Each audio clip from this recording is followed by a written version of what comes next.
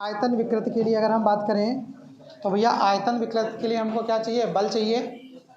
यही तो कह रहा है। अगर हमें आयतन विकृति चाहिए, देखिए ध्यान से जरा, आयतनात्मक अगर हमें चाहिए,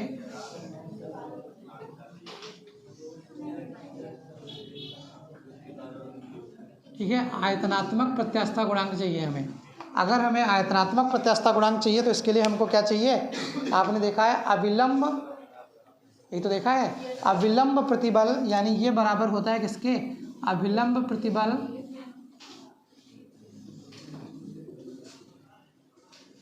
डिवाइडेड बाई आयतन विकृति, यही तो है।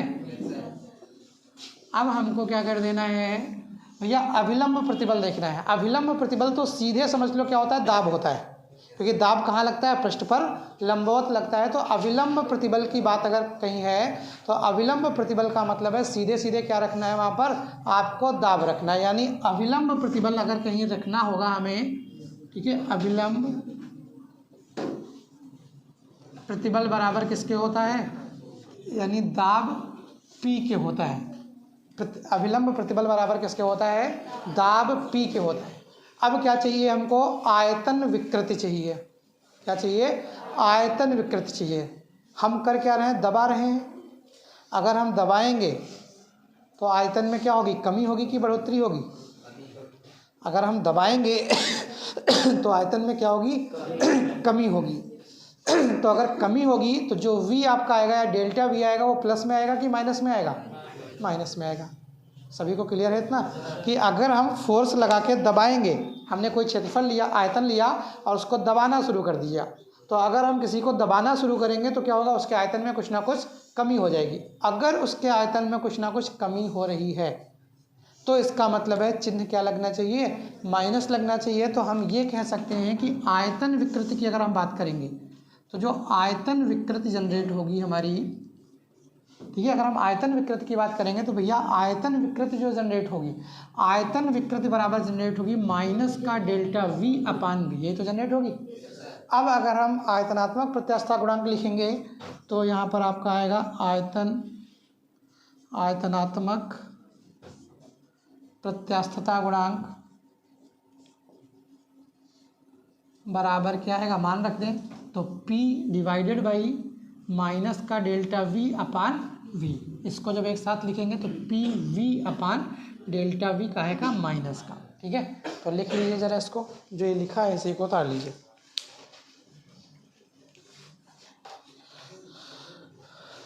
ठीक है, परिभाषा आप लिख चुके थे।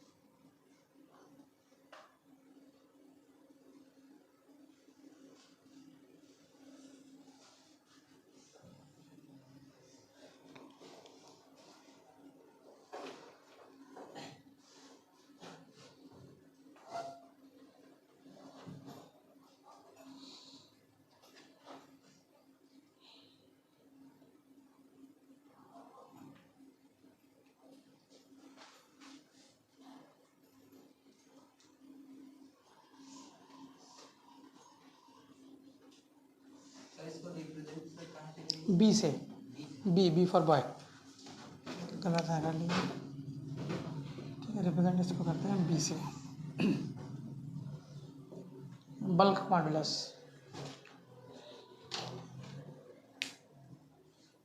ठीक है। अब देखिए ज़रा ध्यान से, एक चीज़ सुन लीजिए खाली। अब यहाँ पे जो आपने फार्मूला निकाला है उसमें क्या लगा हुआ, माइनस लगा हुआ है। आपने जो निकाला है minus P V upon delta we. अब अगर p का मान धनात्मक कर दें हम, अगर p का मान धनात्मक करेंगे तो v के ये टोटल क्या आएगा, माइनस में ही आएगा। इसका मतलब ये है कि अगर p धनात्मक होगा मतलब हम दाब लगा रहे हैं तो आयतन कैसा होना चाहिए, माइनस में होना चाहिए, मतलब आयतन में कमी होगी। अगर हम क्या कर देंगे, p को ऋणात्मक कर देंगे, p को ऋणात्मक करने का मतलब है वो हम पर बल लगा रहा है। यही तो हुआ, कोई वस्तु है हम उसको धक्का दे रहे हैं और वो क्या कर रहा है, पेट फुलाया जा रहा है, मतलब वो क्या कर रहा है, हम पर बल लगा रहा है। हम पर बल लगा रहा है तो अगर पेट फुलाता जाएगा तो क्या होगा, हम पीछे हटते जाएंगे।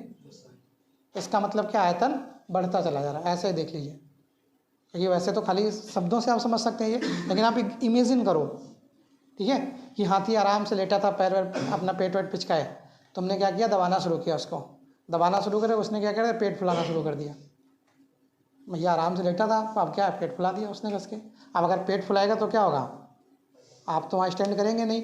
अब पता चला एकदम से ऐसे सांस ले ली तो दूर गिरे जाके, ठीक है, लेकिन इतनी तेज़ नहीं गिर सांस ली फिर भी क्या, आप यहाँ पर थे और पीछे की तरफ आते जा रहे हैं। या कोई दूसरा इसी तरह का कोई बैलून लें, बहुत पावरफुल बैलून हो, मॉन्स्टर बैलून्स जो होते हैं, जैसे पैरासूट, ये सब पकड़ के खड़े हो जाओ, उसमें हवा भरना शुरू कर दें, हवा भरना शुरू कर दें, इसका मतलब है वो क्या कर रहा है, हम पर दाब लगा रहा है, लगा रहा है नहीं लगा रहा है, तो हम पर दाब लगा रहा है तो इसका मतलब आयतन में क्या हो रही है, बढ़ोतरी हो रही है। तो सीधे सीधे आप कह सकते हैं कि यहाँ पर अगर P का मान क्या होगा, धनात्मक होगा, तो आयतन में क्या होगी, कमी होगी।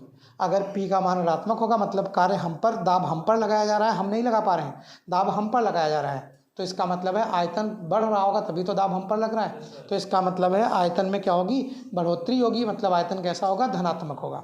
इसलिए इसको क्या कहेंगे, ये P पर डिपेंड है। जो बल्क मॉडुलस है आपका किस पर डिपेंड है, P पर डिपेंड है। अगर P धनात्मक तो बल्क मॉडुलस जो आपका आयतनात्मक प्रत्यास्थता गुणांक है उसका मान कैसा, ऋणात्मक। और अगर P का मान ऋणात्मक तो फिर पूरे का बल्क मॉडुलस का मान कैसा, धनात्मक। अब इसमें एक हेडिंग और आती है, एक शब्द और आता है, कंप्रेसिबिलिटी, यानी संपीडिता। संपीडिता का मतलब है दबाने की टेंडेंसी। क्या है, दबाने की टेंडेंसी, जो चीज़ दब सकती है, ठीक है, उसको हम कहते हैं कि वो क्या है, संपीड्य है। यानी दाब लगाएंगे हम और उसमें क्या होगा, दबाव जनरेट होगा, यानी वो चीज़ दब जाएगी, तो हम कहेंगे कि ये वस्तु कैसी है, संपीड्य है।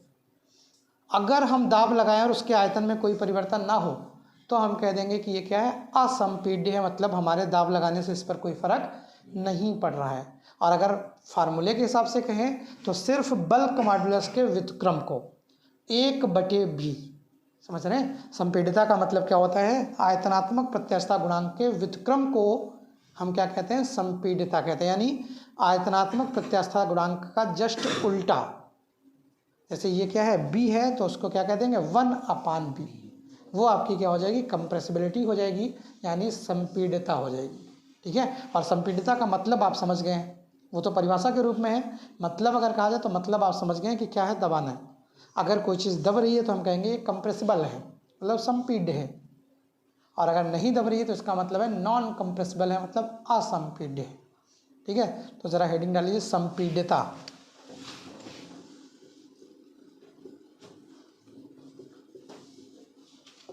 कंप्रेसिबिलिटी,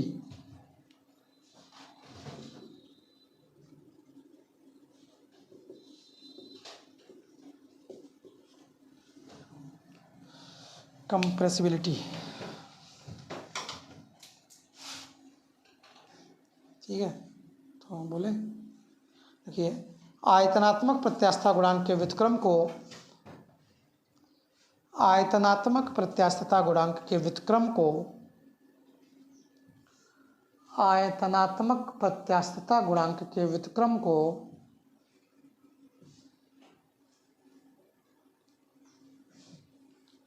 आयतनात्मक प्रत्यास्थता गुणांक के व्युत्क्रम को संपीड्यता कहते हैं, संपीड्यता कहते हैं। फॉर्मूला लिख लीजिए, संपीड्यता बीटा बराबर, बीटा से रिप्रेजेंट करते हैं इसको, संपीड्यता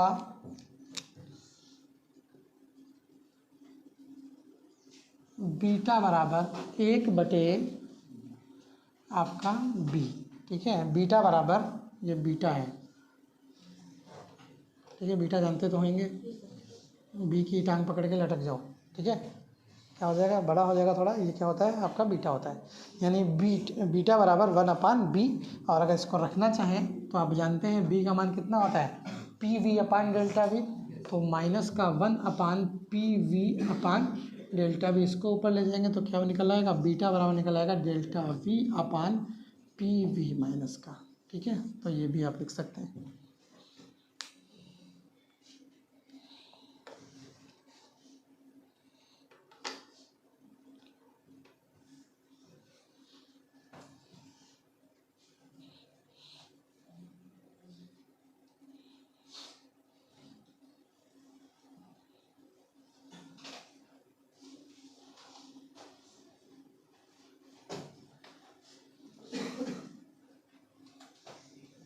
अगली हेडिंग लिखिएगा,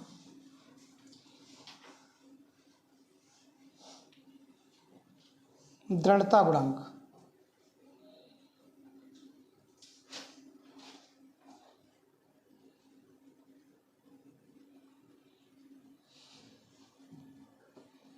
ठीक है, अब देखिए जितने भी ये गुणांक हैं, जितने भी आपके कोफिशिएंट्स हैं, गुणांक हैं, सब क्या हैं, प्रतिबल और विकृतियों के अनुपात हैं। क्या है, प्रतिबल और विकृतियों के अनुपात हैं। जिस तरह का प्रतिबल और जिस तरह की विकृति ले ली जाएगी उस तरह का गुणांक हो जाएगा। जैसे अगर सरल रेखीय ले लिया जाए, सरल रेखीय प्रतिबल, यानी कहने का मतलब है सीधा सीधा जो बल लगाया जा रहा है अनुदैर्ध्य वाला, वो प्रतिबल हो, और अनुदैर्ध्य विकृति हो, यानी सरल रेखा में हुआ परिवर्तन हो, तो उसको क्या कह देते हैं हम, यंग प्रत्यास्थता गुणांक कहते हैं।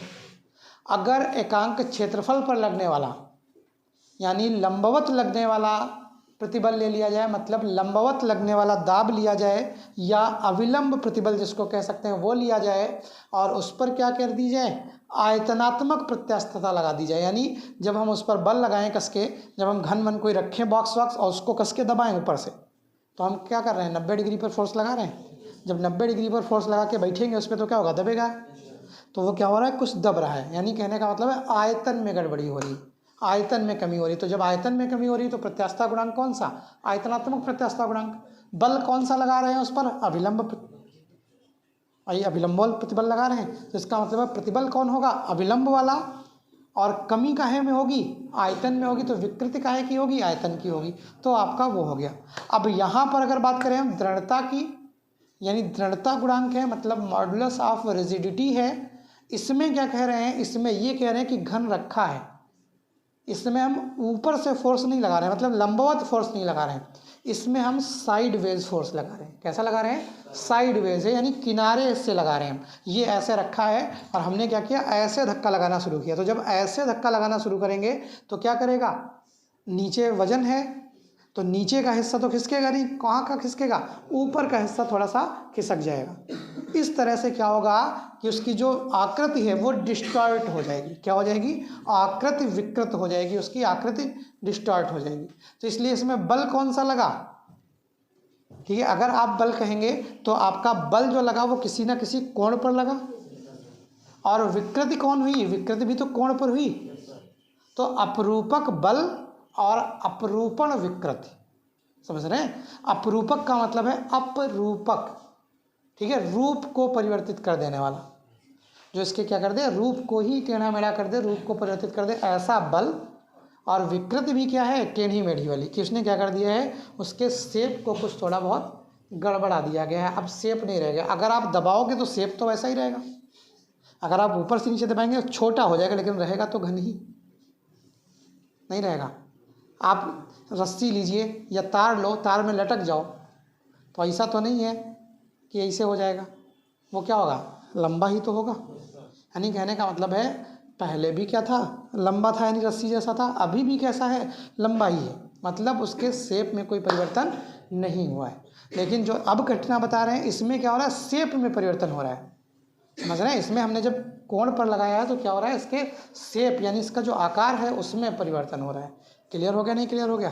तो इन दोनों के अनुपात को हम क्या कहेंगे, ठीक है, आपका दृढ़ता गुणांक कहेंगे, यानी अपरूपक प्रतिबल और अपरूपण विकृति, यानी ऐसी विकृति या ऐसा बल जो उसके कोण में परिवर्तन कर दे, उस चीज़ को हम क्या कहेंगे, ये चीज़ कहेंगे। तो लिखिए, लिमिट तो आप जानते हैं वही लगानी है। लघु विकृत के लिए ज़्यादा विकृत कर दोगे प्रत्यास्थता की सीमा से पार निकल जाएगा, फिर तो सारा किस्सा ही खराब हो जाएगा। ठीक है, तो लिख लीजिए, लघु विकृति के लिए, लघु विकृति के लिए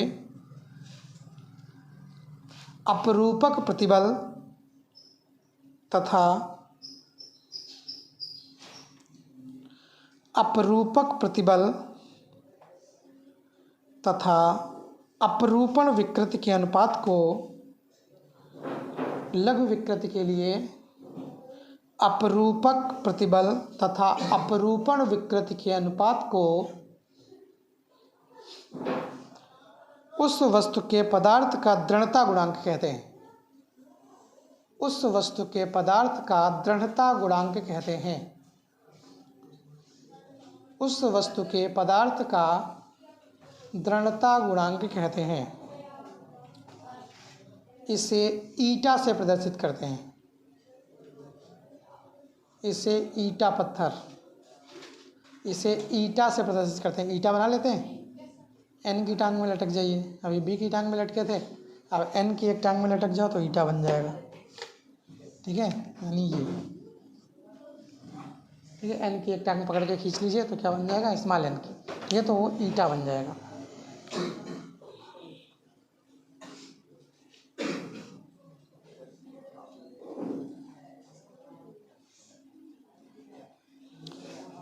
ठीक है, अगर इसके लिए फार्मूला लिखना चाहें तो देखिए, ईटा बराबर एफ अपान ए, ये क्या है, दाब है, और चेंज काहे में हो रहा है, कोण में चेंज हो रहा है। तो अगर इसको लिखना चाहें तो ईटा बराबर एफ अपान ए थीटा भी लिख सकते हैं।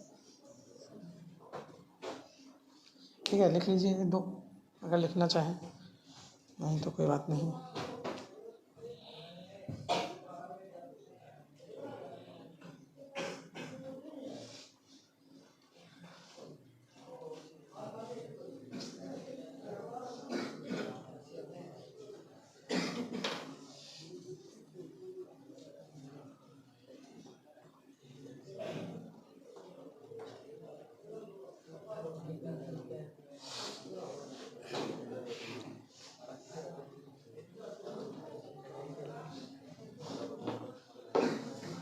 क्लियर है। अब अगली हेडिंग लिख लीजिए, पायसन अनुपात। पायसन अनुपात, पायसन अनुपात या पायसन निष्पत्ति बोलते हैं।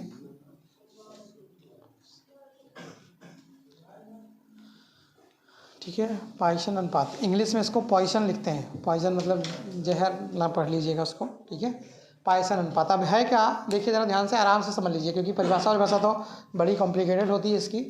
ठीक है, परिभाषा के हिसाब से चलेंगे तो गड़बड़ा जाएंगे। अब है क्या, ये तार लिया हमने, क्या लिया, ये तार लिया। अब ध्यान से देखना, आप जानते हैं ये वाली कंडीशन अभी आपने केमिस्ट्री में भी पढ़ा है बहुत जल्द। ये कंडीशन कौन सी है, अच्छी है, इसको अनुदैर्ध्य भी बोलते हैं, है कि नहीं है, लीनियर ही तो अनुदैर्ध्य होती है। तो इसका मतलब इसको हम अच्छी कह लें या अनुदैर्ध्य कह लें। अनुप्रस्थ का मतलब लंबवत होता है। ठीक है, यहाँ पे देखिए ध्यान से, ये कौन सी कंडीशन है, अनुदैर्ध्य है। और ऐसे जब हम बॉन्ड बनाते हैं, कौन सी बॉन्ड बनती है केमिस्ट्री में, पाई बॉन्ड। पाई बॉन्ड किस तरह के ओवरलैपिंग से बनती है, पार्श्ववर्ती व्यापन। क्लियर है। देखिए बहुत कन्फ्यूजन नहीं है, चीज़ें आप अगर समझे हुए हैं, इसीलिए हम आपसे कहते हैं हमेशा कि आप क्लास अटेंड जरूर करिए, क्योंकि उसमें क्या होता है, कुछ ना कुछ एडिशनल चीज़ें मिलती हैं। और इसीलिए हम, ठीक है, अवेलेबल भी आपको कराते हैं, भाई रिकॉर्ड करके भी डालते हैं। ठीक है, अगर आप देखना चाहें तो उसको भी देख सकते हैं, क्योंकि अभी आपके, हम शायद इंटर का भी थोड़ा संशोधन कर रहे हैं उस पर। फर्स्ट ईयर की भी क्लासेस नहीं सुधरी हैं वहाँ पे, क्योंकि उस पर टॉपिक वॉपिक नहीं लिखे हैं। इंटर वालों पे टॉपिक वॉपिक हमने लिख दिए हैं कि किस वीडियो में कौन सा टॉपिक है। ठीक है, खाली भी थंबनेल नहीं लगाए, वो भी लग जाएगा, लेकिन ये चीज़ें लिख दी इसलिए आपको प्रोवाइड करा रहे हैं। अगर आप कहीं समस्या है, फ़ोन ज़्यादातर सबके पास अवेलेबल रहता है। ठीक है, आप अगर चाहें तो इसी क्लास को आप इसीलिए अलग से नहीं कर रहे हैं, इसी क्लास की इसलिए रिकॉर्डिंग कर रहे हैं ताकि जो हमने आपको सामने पढ़ाया है फेस टू फेस, आप उस चीज़ को दोबारा, जैसे होता नहीं कि यार एक बार और पढ़ा दें, तो वही हाल है, एक बार क्या 10 बार पढ़ो, आप जितनी बार पढ़ना चाहो, लेकिन बस थोड़ा इंटरेस्ट होना चाहिए, बस लगन होनी चाहिए पढ़ने की। और क्या, कंटेंट तो बहुत अवेलेबल है भाई, नेट है आजकल, नेट पे कंटेंट तो बहुत अवेलेबल है। आप बेहतरीन से बेहतरीन टीचर से पढ़ सकते हैं, जिससे चाहो उससे पढ़ सकते हैं। ठीक है, आप नहीं चाहते हैं, मान लीजिए हम ही से पढ़ना चाहते हैं, नहीं चाहते हैं फीस देनी है, ठीक है, आप ऑनलाइन पढ़ लो, वो तो फ्री ऑफ कॉस्ट अवेलेबल है।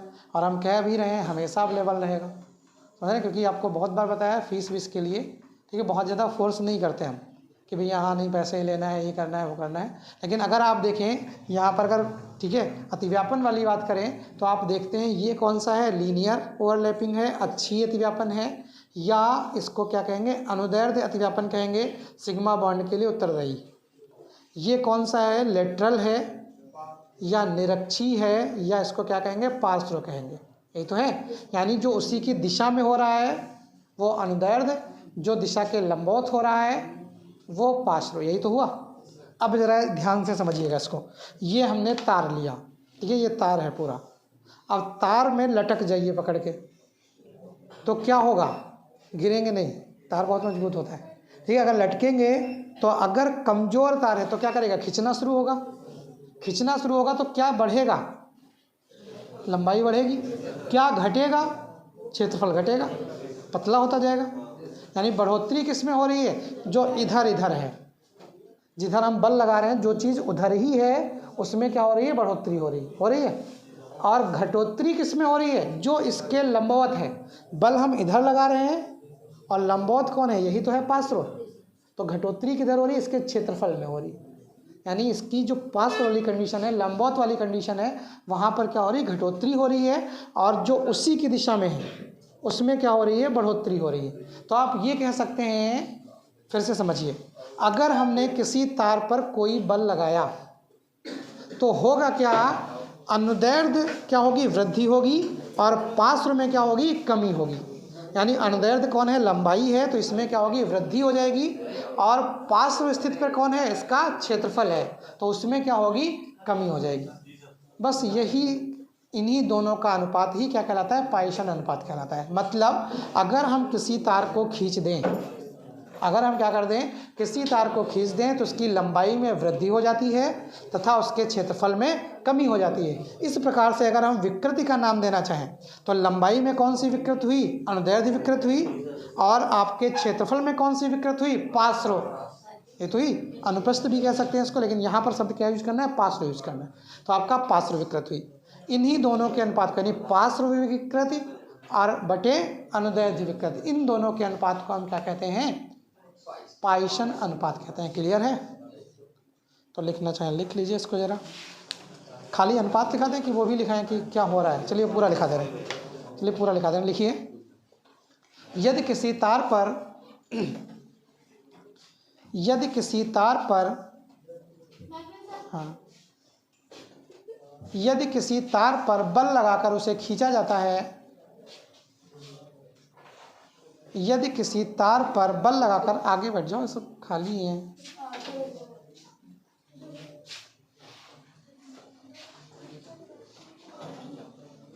क्या लिखा है, यदि किसी तार पर बल लगाकर उसे खींचा जाता है तो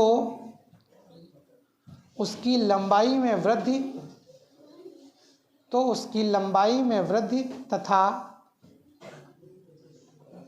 उसकी लंबाई में वृद्धि तथा क्षेत्रफल में कमी हो जाती है।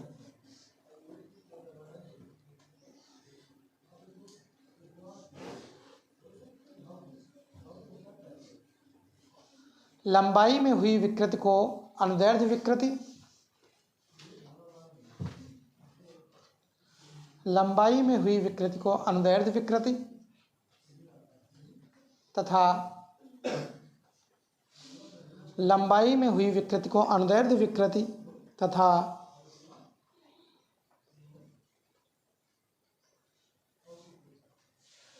क्षेत्रफल में हुई विकृति को पार्श्व विकृति कहते हैं, तथा क्षेत्रफल में हुई विकृति को पार्श्व विकृति कहते हैं।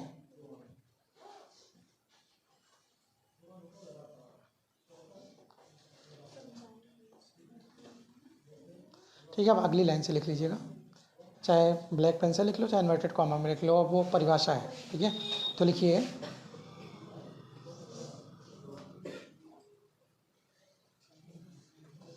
पार्श्व विकृति तथा अनुदैर्ध्य विकृति के अनुपात को पार्श्व विकृति तथा अनुदैर्ध्य विकृति के अनुपात को वस्तु के पदार्थ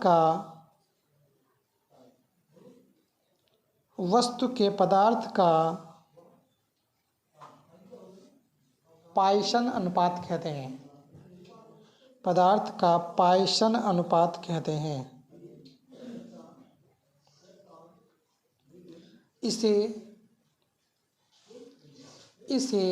सिग्मा से प्रदर्शित करते हैं। सिग्मा बना लेते हैं, आधा ना, इसे सिग्मा से प्रदर्शित करते हैं। इसे सिग्मा से प्रदर्शित करते हैं।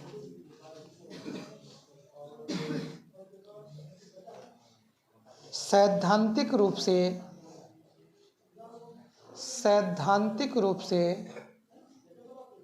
अधिकतर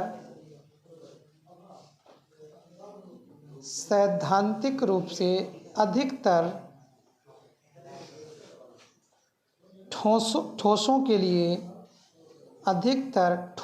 के लिए सिग्मा का मान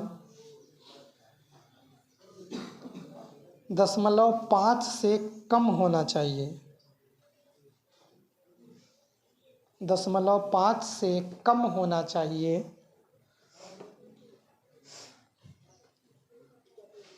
अधिकतर ठोसों के लिए यह मान 0.25 से 0.25 से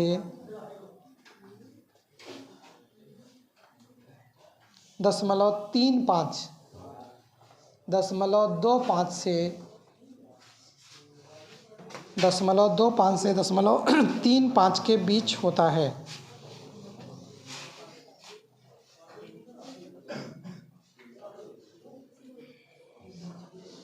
ठीक है, अब अगली हेडिंग डाल लीजिए। दो दृढ़ आधारों के बीच, अगली हेडिंग है दो दृढ़ आधारों के बीच खिंचे तार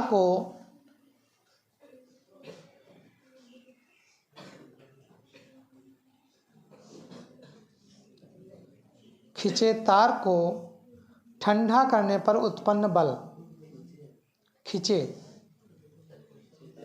फिर से बोल दे रहे हैं, दो दृढ़ आधारों के बीच खिंचे तार को ठंडा करने पर उत्पन्न बल। मतलब समझ लीजिए, करा अगले दिन देंगे। मतलब क्या है इसका?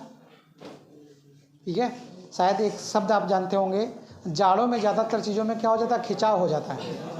आपने एक चीज़ देखी होगी या सुना भी होगा कभी, ट्रेन की पटरियों के बीच में गैप रखे जाते थोड़े। सुना है? क्यों रखे जाते हैं ये भी शायद जानते होंगे, क्योंकि वो पुराने कारण है, बहुत ज़्यादा एक्सप्लेन करने की बात नहीं है। कोई जानता है? ट्रेन की पटरियाँ जब जोड़ी जाती हैं, देखिएगा, ना देखिए ज़्यादा दूर नहीं है, अभी बस क्रॉस करना, कहीं ना कहीं जॉइंट दिख जाएगा।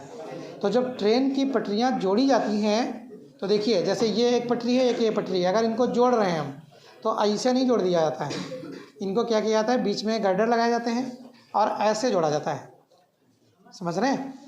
ऐसे, मतलब इनके बीच गैप। अगर ऐसे जोड़ देंगे तो इसका मतलब है कोई गैप नहीं रखा हमने। ठीक है, जब इनको जोड़ते हैं तो इधर उधर से, आप जानते हैं, गर्डर लगाते हैं।